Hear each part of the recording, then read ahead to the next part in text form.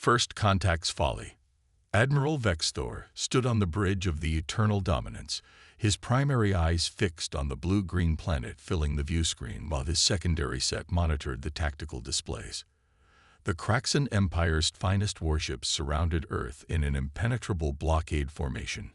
After centuries of expansion, subjugating primitive species had become routine, almost boring. This backwater world would be no different. Status report, he commanded, mandibles clicking with anticipation. Planetary defenses are minimal, Admiral. His tactical officer responded. Primitive satellites, a handful of crude space stations, and chemical propulsion vessels. No energy shields detected. No quantum weaponry. They haven't even achieved basic gravitic manipulation. Vexthor's feeding tendrils curled in amusement. The humans had barely taken their first steps into space, yet dared to reject the Empire's generous offer of protected status. Their defiance would serve as an example to other emerging civilizations. Begin broadcast of final ultimatum, he ordered. Give them one planetary rotation to surrender unconditionally. Deep beneath the Rocky Mountains, in a facility unknown to all but a handful of Earth's leaders, General Sarah Chen watched the alien armada through quantum-linked sensors. Her weathered face remained impassive, but a slight smile tugged at her lips. "They've taken the bait," she said softly. "All ships in position." "Yes, Mom," her aide confirmed. "Ghost Fleet is powered up and awaiting your command. Project Prometheus is ready." Chen nodded, thinking back to the crashed alien scout ship they'd recovered 30 years ago. The Krexan fought Earth defenseless, unaware that humanity had spent decades reverse engineering and improving upon their technology. What had started as desperation-driven research had evolved into something far beyond what their would-be conquerors could imagine. "Contact the President," she ordered. "It's time." In the Oval Office, President Marcus Rodriguez reviewed the final reports. When first contact had come in the form of an imperial ultimatum, humanity had faced a choice: submit or fight. They had chosen a third option: prepare in secret. Now that preparation would be put to the test. "You have my authorization, General," he said into the quantum communicator. "Show them what humanity is capable of." As the Krexan ultimatum echoed across Earth's communications channels, Admiral Vexthor allowed himself to relax. Soon this brief diversion would be over, and he could return to more pressing matters in the Empire's core systems. A warning chime from the tactical station interrupted his reverie. "Admiral, energy signatures detected. Thousands of them. All around us." Before Vexthor could respond, space itself seemed to ignite. Ships materialized from nowhere. Sleek, predatory vessels of clearly human design, but incorporating technologies that should have been centuries beyond their reach. Quantum beams lanced out from their impossible fleet, cutting through Krexan shields as if they were tissue paper. "Impossible," Vexthor roared. "Return fire. Crush these primitives." But as his fleet struggled to respond, a new threat emerged. What they had dismissed as primitive satellites transformed, unfolding into automated defense platforms that unleashed devastating graviton pulses. The crude space stations revealed themselves as disguised carrier vessels, disgorging swarms of fighters that moved with impossible speed and precision. In her command center, General Chen watched the battle unfold with grim satisfaction. "Ghost Fleet, execute attack pattern Sierra. Prometheus Squadron, you are cleared to engage. Show them what those primitive chemical engines can really do." The space around Earth erupted into chaos as humanity's true capabilities were revealed. Krexan ships found their advanced targeting systems corrupted by quantum viruses that humanity had spent decades developing. Their impenetrable shields fluctuated and failed against weapons specifically designed to exploit weaknesses that only Earth's scientists had discovered. Admiral Vexthor stared in horror as his mighty fleet was systematically dismantled. These weren't the actions of primitives learning to use stolen technology.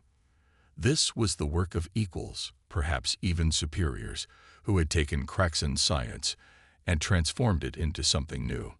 "My lord," His second-in-command's voice quavered. "We've lost 30% of the fleet. More enemy ships are emerging from hyperspace." "Retreat." Vexthor spat the word like poison. "Emergency jump to Rally Point Omega. The Emperor must be warned." As the surviving Kraxan ships flowed into hyperspace, cheers erupted in command centers around Earth. But General Chen's expression remained serious. She knew this was only the beginning. "Well done, everyone," she broadcast to the fleet. "But don't celebrate too long.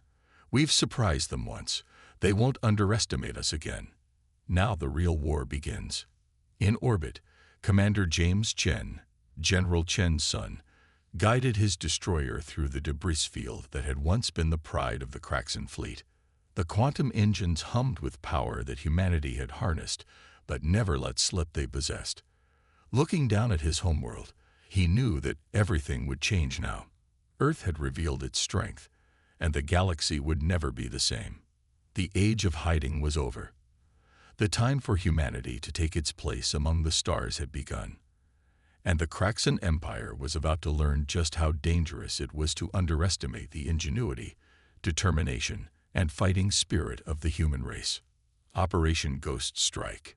2 months after Earth's shocking victory, Commander James Chen stood on the bridge of the HFY Spectre, Earth's most advanced stealth destroyer.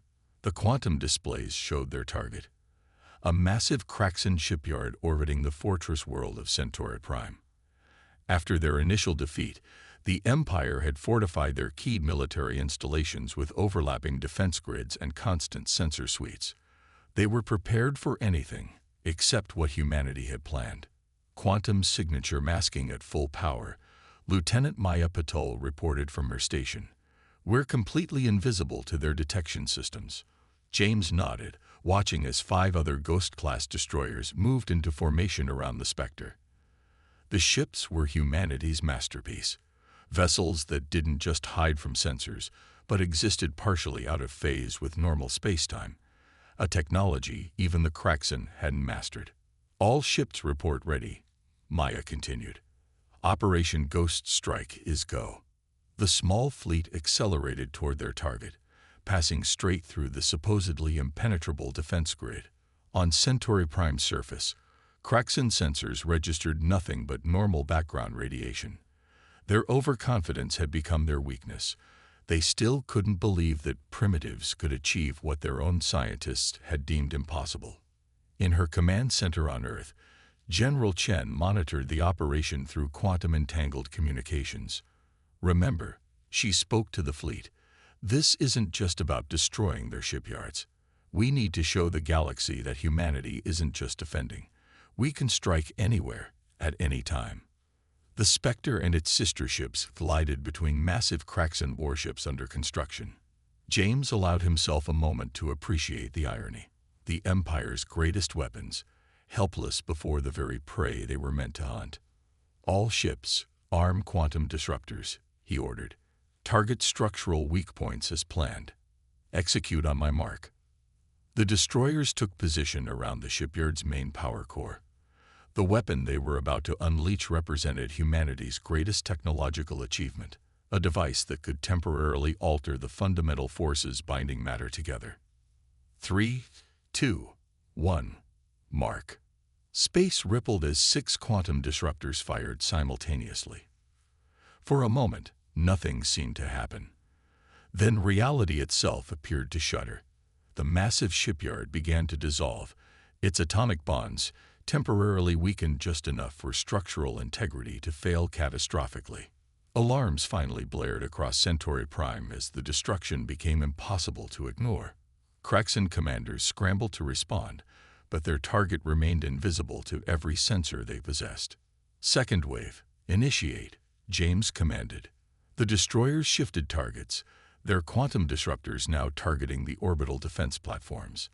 One by one, the Empire's most powerful weapons simply fell apart at the molecular level. On the planet's surface, Kraxan High Commander Zexnar watched in helpless rage as his defenses crumbled. "Launch all fighters," he ordered. "Saturate the entire sector with weapons fire. They must be out there somewhere." Space lit up with energy beams and plasma torpedoes, but the Ghost Fleet was already moving to its next target. Their phase-shifted state meant conventional weapons passed straight through them, a fact that had driven Kraxan scientists mad trying to explain. Final phase, James announced. Release the quantum viruses. Microscopic robots, engineered to exist in the same phase-shifted state as the destroyers, poured from launch tubes. They infiltrated the remaining Kraxan ships, rewriting command protocols and corrupting weapon systems. By the time they reverted to normal space, the damage would be irreversible. Operation complete, Maya reported. All objectives achieved, 0 casualties. James allowed himself a small smile. Ghost Fleet, initiate quantum jump. Let's go home. The destroyers vanished, leaving chaos in their wake. As reports of the devastating attack reached the Galactic Empire's capital, Emperor Vexthar himself felt fear for the first time in centuries. These humans weren't just fighting back. They were revolutionizing warfare itself. Back on Earth, General Chen reviewed the mission data with grim satisfaction. The quantum virus would spread through the Empire's network, gathering intelligence and wreaking havoc on their military capabilities. But more importantly, word of the attack would spread. "Well done, Ghost Fleet," she transmitted. "You've just changed the rules of engagement. Now every Kraxan commander will know that nowhere is safe, no defense is impenetrable." James sat in his quarters aboard the Spectre, composing his mission report. The Ghost Strike had proven that humanity could take the fight directly to the Empire's doorstep. But he knew the real impact would be psychological. The Kraxan had built their empire on projecting an image of invincibility. That image had just been shattered beyond repair. Messages were already pouring in through underground channels. Other species, long oppressed by the Empire, had witnessed humanity's achievements. Hope was spreading across the galaxy. The time had come for Phase 3, building an alliance that would shake the foundations of Kraxan dominion. The war was far from over, but Operation Ghost Strike had proven one undeniable truth. Humanity wasn't just fighting for survival anymore. They were fighting to liberate the galaxy. And they had the technology, courage, and determination to succeed. The alliance forged. The diplomatic chamber aboard Earth's orbital station, New Horizon, hummed with nervous energy as representatives from 12 different species gathered in secret. General Chen surveyed the assembled beings. Each had risked everything to be here. Some were resistance leaders from worlds under Kraxan control. Others were refugees from species long thought extinct. Ambassador Lyra, a towering crystalline being from the silicon-based Arxer race, stepped forward. Her translucent form shimmered with internal light as she spoke through the universal translator.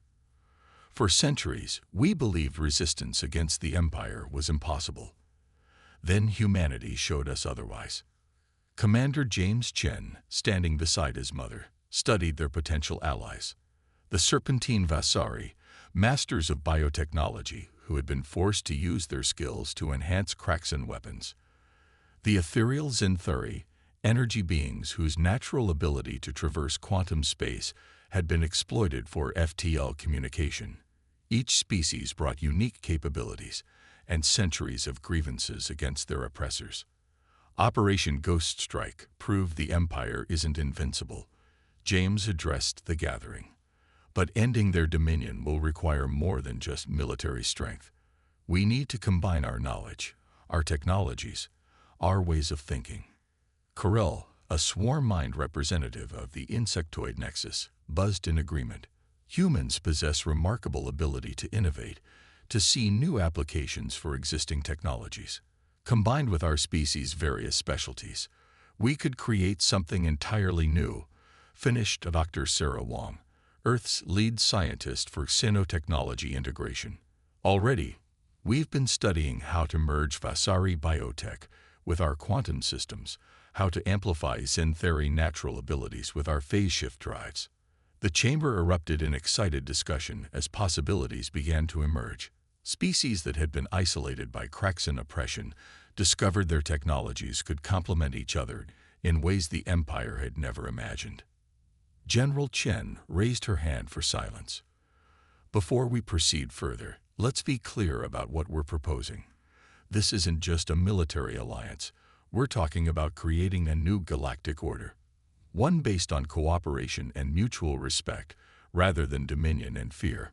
The holographic display at the chamber center activated, showing the current state of the galaxy. Red marked Kraxan-controlled space, while small points of blue indicated free or recently liberated worlds. The Empire's greatest strength was convincing everyone they were alone in their resistance. James continued, "That ends today. We'll share our technologies, coordinate our strikes, and establish secure communication networks. Every victory will inspire more worlds to join us." Ambassador Lyra's crystalline form pulsed with determination. "The Arxer pledge our quantum crystal technology to the Alliance. Our Forge worlds have already begun adapting human phase shift principles to create weapons the Kraxan cannot detect." One by one, the other representatives made similar pledges. The Vasari would provide biological enhancements to improve ship performance. The Zintheri offered their natural quantum abilities to create an instantaneous communication network. The Nexus Swarm Mind would coordinate fleet movements with unprecedented precision. As the pledges continued, Dr. Wong worked with representatives from each species, combining their knowledge into something revolutionary. Ships that could heal themselves, weapons that existed in multiple quantum states simultaneously, defenses that adapted to any attack. The Empire built their power by keeping us divided, limiting our development. General Chen addressed the chamber. But in doing so, they created the seeds of their own destruction. Each of us developed in unique ways, found solutions they never imagined. Together, we're not just stronger, we're something entirely new. James watched as former enemies became allies, sharing secrets their species had guarded for generations. The Kraxan had ruled through fear and division, but humanity had shown there was another way. Plans began to take shape. The Vasari would enhance Earth's ghost fleet with biological cloaking abilities. Arxer crystals would amplify the quantum disruptor's power tenfold. Zintheri navigators would guide ships through quantum space in ways the Empire's rigid military doctrine couldn't comprehend. As the meeting concluded, General Chen made one final address. "Today marks the beginning of the end for Kraxan dominion. They believed their technology made them invincible, their empire eternal. We'll show them that true strength comes not from superiority, but from unity." The alliance was forged. Now came the hard part, turning their combined potential into a force that could challenge the greatest empire the galaxy had ever known. But as James looked at the determination on every face, human and alien alike, he knew they would succeed. The Kraxan Empire had ruled for 1,000 years by keeping species isolated and afraid. They had never faced a force like this. Dozens of races united, their technologies merged in ways even their creators hadn't imagined. The next phase of the war was about to begin, and the galaxy would never be the same. Breaking the chains, the combined fleet of the Alliance emerged from quantum space above Nexus Prime, once the homeworld of the insectoid species now reduced to a Kraxan industrial hub. Commander James Chen stood on the bridge of the HSS Spectre, now enhanced with crystalline Arxer technology and Vasari bioorganic systems. The ship felt alive beneath his feet, its merged technologies working in perfect harmony. "All ships report ready," Lieutenant Maya Patel announced. "Vasari bioshields at maximum efficiency. Zintheri quantum coordinates locked." Through the quantum-entangled command network, James could sense the presence of every ship in the fleet. Human destroyers moved alongside Arxer crystal ships, while Vasari organic cruisers pulsed with bioengineered weapon systems. This was the Alliance's first major offensive, and they had chosen their target carefully. "Begin Phase 1. General Chen's voice echoed through the command network from her position on Earth. "Show them what we can do together." The Arxer vessels moved forward first, their crystalline structures refracting energy in ways that made them appear to be everywhere and nowhere simultaneously. Kraxan defense platforms, confused by the visual distortion, wasted their initial barrage on phantom targets. Phase 2, execute, James commanded. The Spectre and its sister ships engaged their enhanced phase shift drives, now merged with Xanthari quantum technology. They didn't just become invisible. They shifted through multiple quantum states simultaneously, appearing as ghost images across 1,000 possible locations. The Kraxan defenders, already struggling with the Arxur distraction, found themselves facing attacks from seemingly impossible angles. Quantum disruptors, enhanced by Arxur crystals, struck with devastating precision. High Commander Zexthal watched in horror from his command center on Nexus Prime as the impossible unfolded. How are they coordinating such complex attacks? It's beyond any tactical doctrine we've encountered. The answer became clear as Vasari bioships released clouds of microscopic organisms into space, engineered life forms that created a living communication network, allowing the Alliance fleet to coordinate with inhuman precision. James felt a surge of pride as the plan unfolded. Each species' unique abilities complemented the others perfectly. Human ingenuity and adaptability, Arxur crystal technology, Vasari bioengineering, Xanthari quantum manipulation.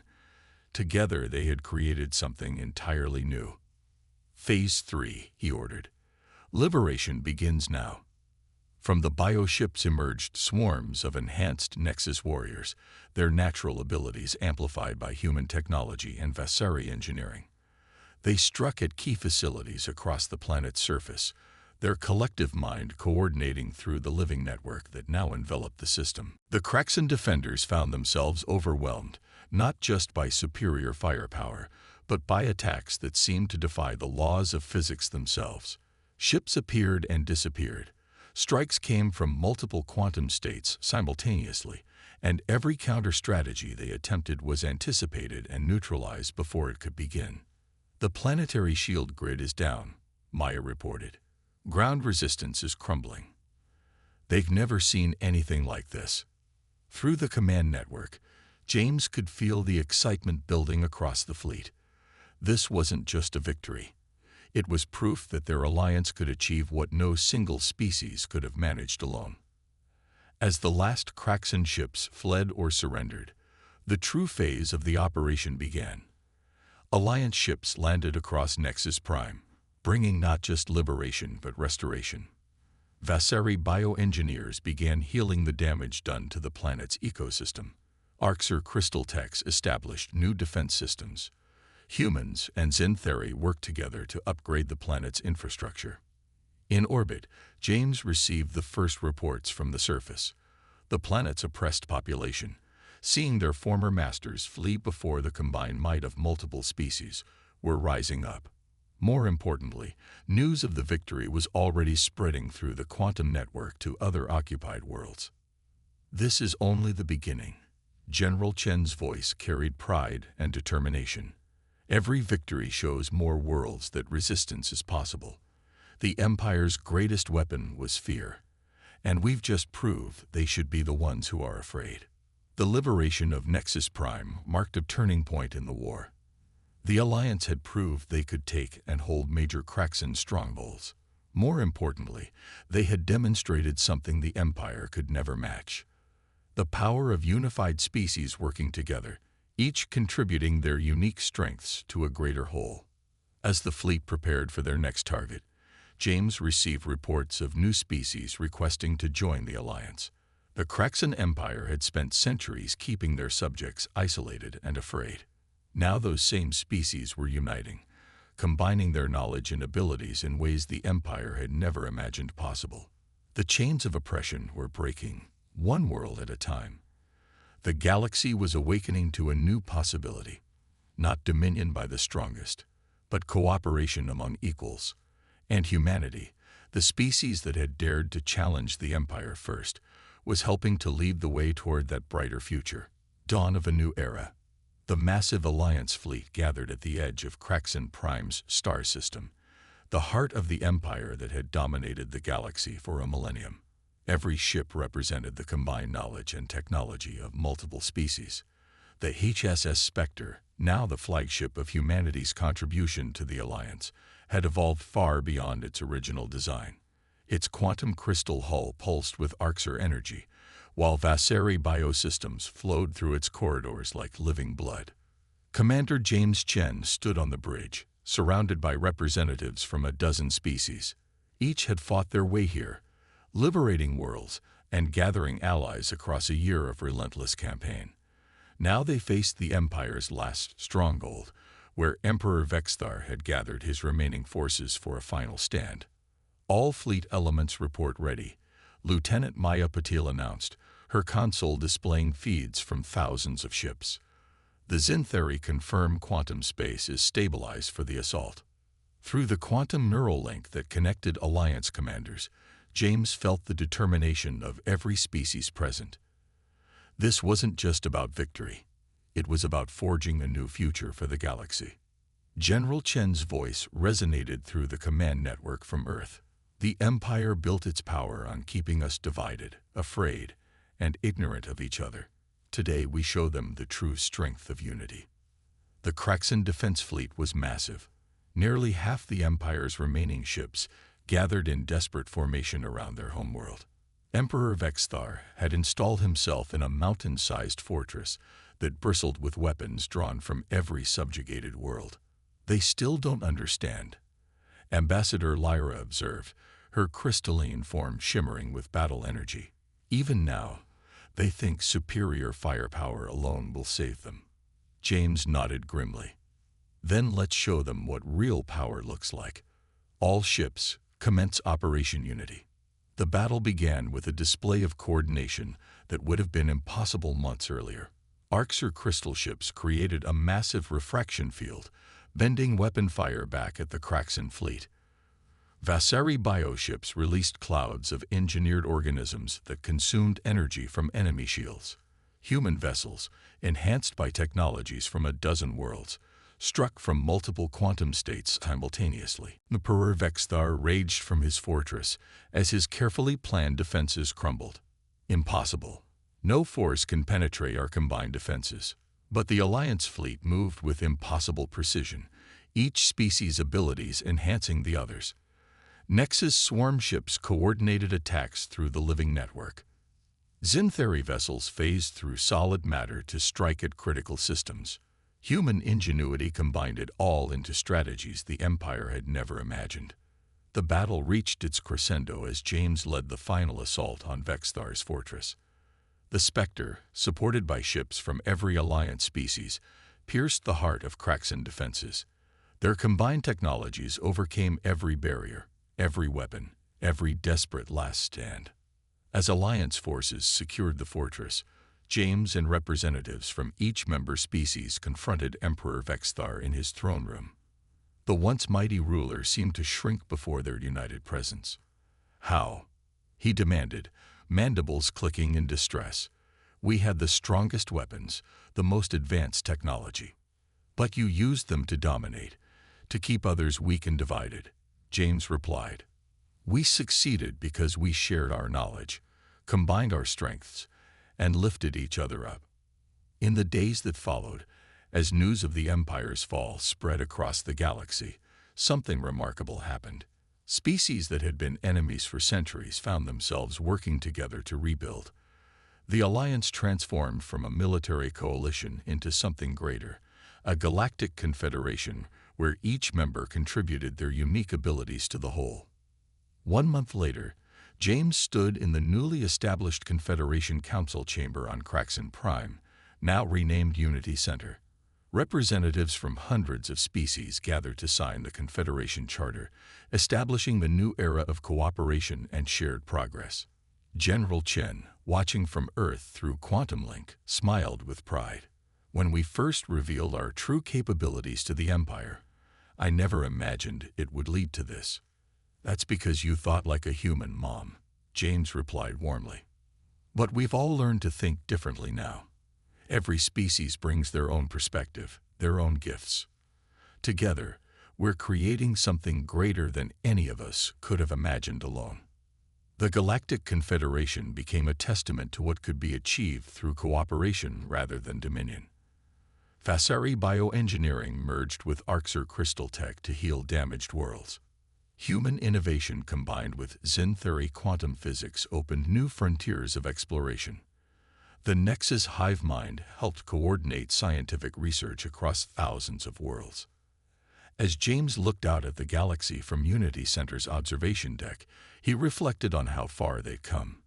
Humanity had started this journey fighting for survival against an overwhelming empire.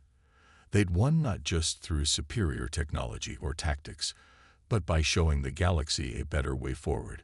The age of empire was over. The dawn of unity had begun, and somewhere out there, in the vast, unexplored reaches of space, new adventures and challenges awaited the combined strength of their unprecedented alliance. The galaxy would never be the same, and that was exactly what they had fought for.